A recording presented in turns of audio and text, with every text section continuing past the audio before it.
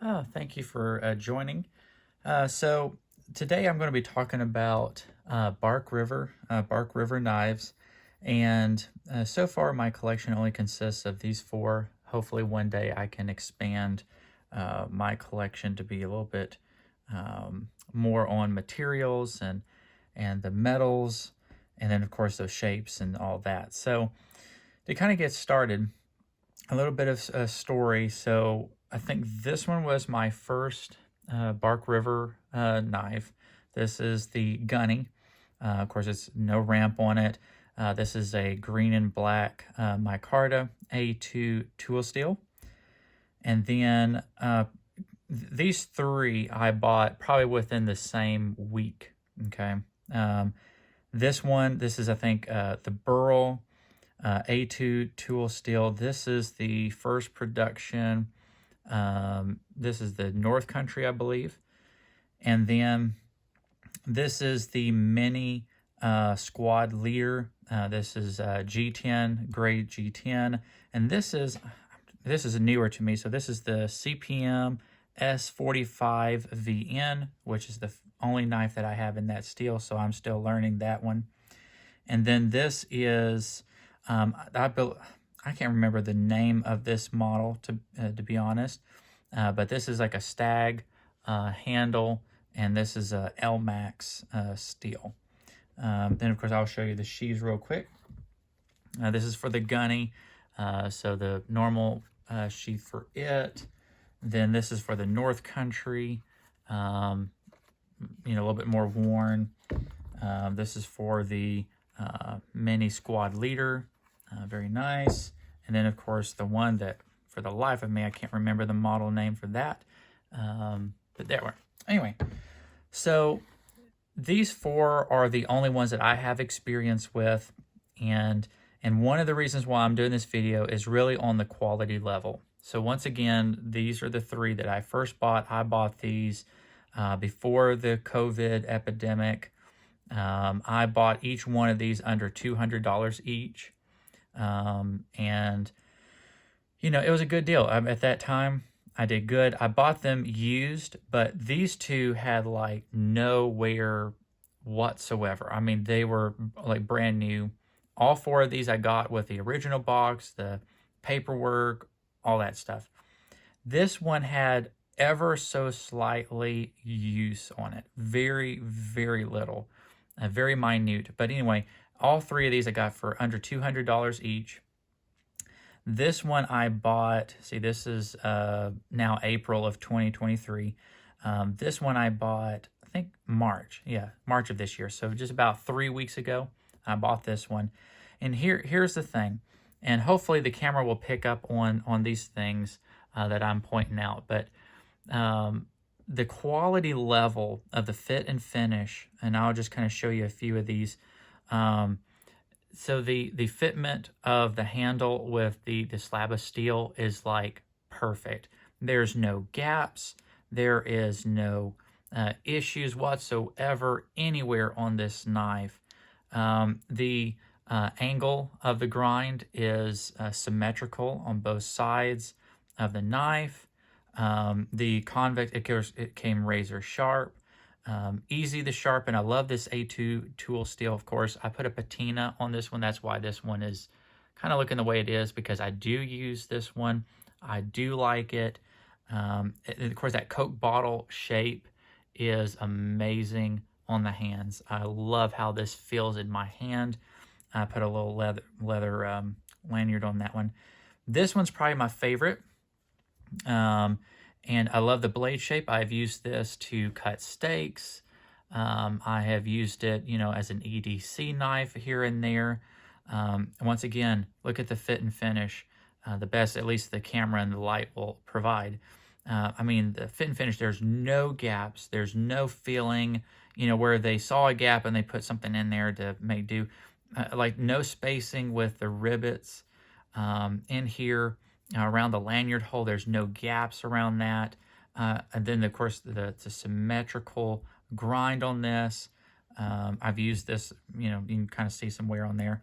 This one is the least used. This is more of a collectible for me. I have carried it once, but that's about it. So it doesn't have like any kind of patina on it really at all. But once again, fit and finish. And considering that this is like that stag material, it's not going to be 100% even on both sides as far as those scales. You'll see a little bit of a, like this corner here kind of goes in, this one sticks out, but I'm okay with that because this feels amazing in the hand. It just feels, fits my hand like a glove. But once again, even with this material, look at the fit and finish on this knife. I mean, there's, I think, maybe a little bit of a gap there, but that's about it. And they filled it up really nice.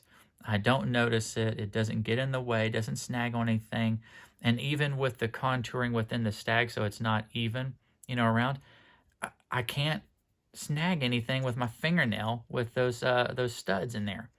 They did an excellent job, and I mean, it's almost perfect. The grind, the angles, all that kind of stuff, the symmetrical. Anyway, so I bought those a few years ago, those three, and like I said, I can't find any gaps. My fingernail's not catching like anything, even with the stag handle thing going on here. It's amazing. It was very good. It was well worth every penny. Then we come to this one. There's some other videos on YouTube that talks about the quality level kind of decreasing with Bark River, and here is my experience with it. Take it as you will. This is the Mini Squad Leader. I bought it, like I said, last month, about 3 weeks ago, and this is a first production run. And so let's start with the handle. The handle, the fit and finish, there's no gaps. My fingernail is not catching anything. That feels good on the end there. This feels good. Coke bottle feel, so it fits my hand very well. No criticism to the design of the knife. I think this is a very good design. I like it. Now, I've got medium-sized hands. This does get a little short there, but for this to be kind of like an EDC knife, I'm completely fine with it. That works just fine. My pinky will sometimes hit that little spot there on the end, but that's about it. And once again, if this is an EDC knife, this is not something I'm taking into the woods and all that stuff. I have whittled some with this, just to kind of see what it does. It bites into the wood. It came razor sharp. It's easy to sharpen this up. I'm really impressed with this steel. I like it, but there's the positive side of the blade. Now, I'm trying not to jump on that bandwagon of, oh yeah, Bark River, yeah, the quality's going down, blah, blah, blah. Guys, like, they're not perfect, okay? And I understand this was a $225 knife, okay?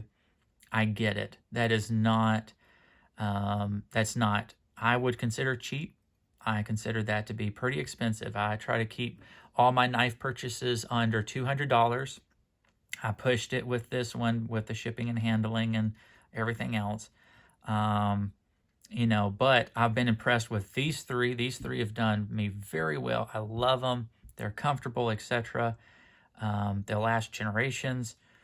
So I wanted another one. And so, anyway, so here is the issue with this one. Hopefully the camera will pick up on this. So it's this groove here on the top, on both sides. It's crooked. So let's actually do this side first. So on this side, it's pretty even. I would have loved to have seen it just a smidge closer to the, well, let me get a little pointer for you here. Okay. All right. I'll use this knife. So where the tip of that knife is, I would love to have seen it a little bit closer to the edge of the knife. There'll be a little bit more symmetrical of the spacing of the flat area. I would have loved to have seen that, but at least it is straight, okay?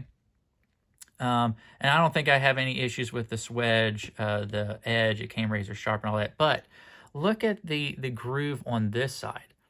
It is not even at all. It's very much off.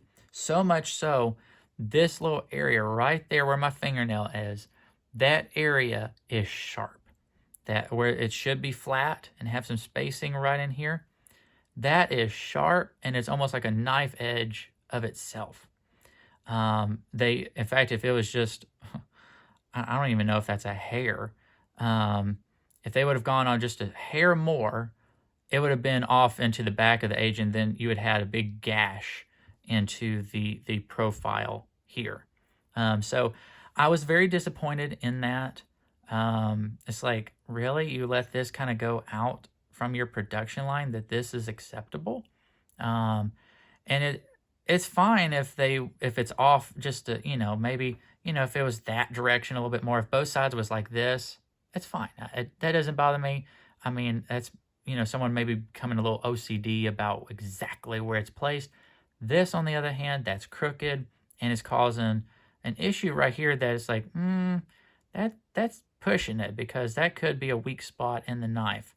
But for a small knife like this, that's like an EDC knife, cutting some rope or something like that, So I've taken advantage of the situation by using this side as my my Ferrocerium rod striking side, right? So I just use that 90-degree spine in that situation there to my advantage. It strikes a ferro rod very, very well. And it's good, it'd be worth noting the sheaths, very well made. The stitching is strong. They sand or polish or something these edges. Excellent job. I mean, it just, the way it wears, the way it ages, oh man. Like, for example, this one that's mostly used, and you can see it's a little bit shinier, got a little bit more wear to them. I haven't done anything to these sheaths, except I guess maybe like a damp cloth or just dusting some wood chips off, or wood chips off or something like that. But other than that, I haven't done too many things. But look at how these patina and how it starts kind of polishing up. And so this one's the newest one, so it's kind of a little more of a matte finish. So kind of put it side by side, you can kind of see. But the quality level of the sheaths have not diminished. I mean, they're stout, thick leather. I am not fearful when I put the knife in or out that I'm cutting something or going to cut through it or stab through it or anything like that. Excellent, excellent job. Some of the best sheaths I have seen in the market. The knives, these three are some of the best, but this one, I'm just disappointed in this situation right here. Somebody will probably ask, and well, why don't you send it back or ask Bark River to make it right? It's not that big of a deal per se, but I just wanted to make a video to kind of point out that for $225, when I got these for under $200, granted, before COVID and before inflation and all this other stuff that's happened, I got good deals. I was pleased with these purchases. This one has made me kind of get a little bit of a sour taste in my mouth. Like, yeah, you could have done better with that right there. You could have done a little bit better, especially for this price point. And given a reference to another company, LT Wright, this is the only one I've got of his, but wow, the micarta handle, the spacing here, the grind angle, the symmetric grind, the 90-degree spine here, the sharp edge, the quality and the crispness of their logo is amazing. Oh, and then I'll show you the sheath here. Here's the sheath of the LT Wright, on par with Bark River. Not as polished on the edges. It's polished, it's sanded, there's nothing rough per se with it, but just not as much. I'd say this is 5 to 10% better, Bark River. I'd say 5 to 10% better quality and the sides. But as far as the leather itself, I think it's almost on par.